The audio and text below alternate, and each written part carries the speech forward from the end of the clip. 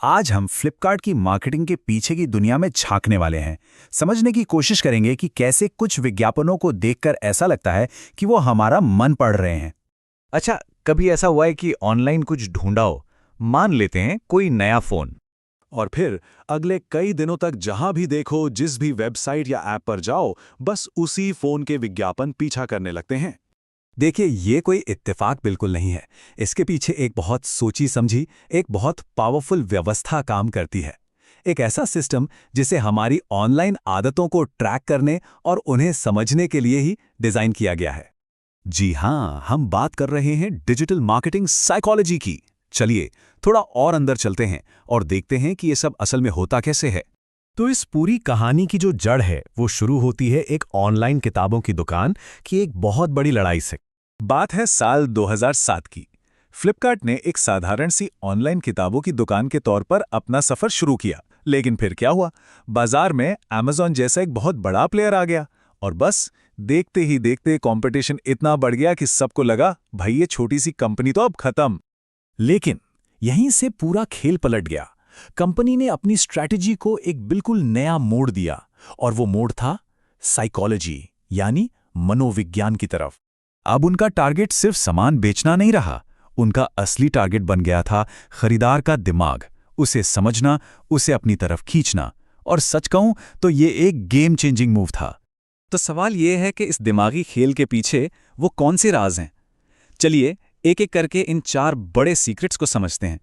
पहला राज है रीटारगेटिंग। ये वो तरीका है जिसमें किसी को बार बार उन चीजों के ऐड दिखाए जाते हैं जिन्हें उसने देखा तो है लेकिन खरीदा नहीं। अब ये काम कैसे करता है वो बड़ा दिलचस्प है।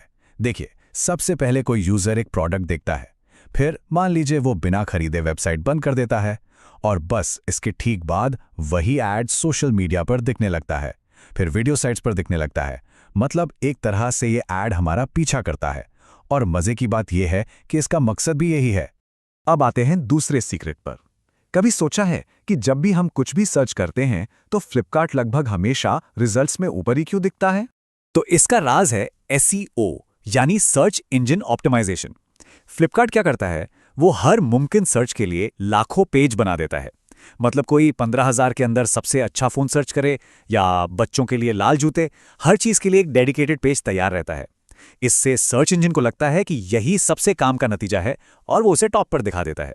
तीसरा राज वो इन लाइनों में छिपा है। सेल 2 घंटे में खत्म हो जाएगी, सिर्फ 2 ही आइटम बचे हैं। यह सिर्फ एक डिस्काउंट की जानकारी नहीं है। नहीं, ये एक दिमागी चाल है। यहां पर पूरी फॉर्मूला समझा जा सकता है। लिमिटेड स्टॉक बोलकर कमी यानी स्कैर्सिटी का एहसास दिलाया जाता है। काउंटडाउन टाइमर से जल्दी करने यानी अर्जेंसी पैदा की जाती है, और बड़े बड़े डिस्काउंट से फोमो मतलब मौका हाथ से निकल जाने का डर बनाया जाता है। और इन तीनों का मिला जुला असर क्या होता है? खरीदार फौरन खरीद लेता है। और चौथा और आखिरी राज है लोगों को वेबसाइट से हटाकर ऐप पर ले आना। पर सवाल यह है कि आखिर ऐसा क्यों? क्योंकि ऐप कंपनी को कहीं ज्यादा कंट्रोल देता है। वेबसाइट पर ट्रैकिंग की एक लिमिट होती है, लेकिन ऐप पर किसी यूजर की हर हरकत पर लगातार नजर रखी जा सकती है। वेबसाइट पर नोटिफिकेशन नहीं भेज सकते, लेकिन ऐप के जरिए पुश नोटिफिकेशन, हाँ वही छोटे छोटे अलर्ट जो फोन के स्क्रीन पर आते रहते हैं, भेजकर लोगों को बार बार वापस ऐप पर बुलाया जा सकता है। तो अब जब हम इन सारी तरकीबों को एक साथ जोड़कर देखते हैं तो हमारे सामने आता है वो आखिरी और सबसे बड़ा खुलासा।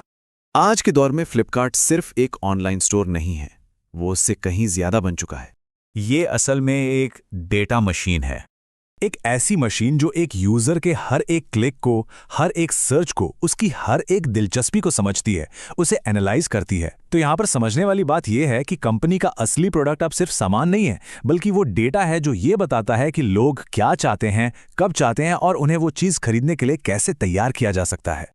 और आखिर में ये एक सोचने वाली बात सामने आती है कि ये कंपनियां सिर्फ सामान नहीं बेचती, ये पहले लोगों का ध्यान खरीदती हैं और फिर उसी ध्यान के बदले उन्हें एक फैसला बेच देती हैं।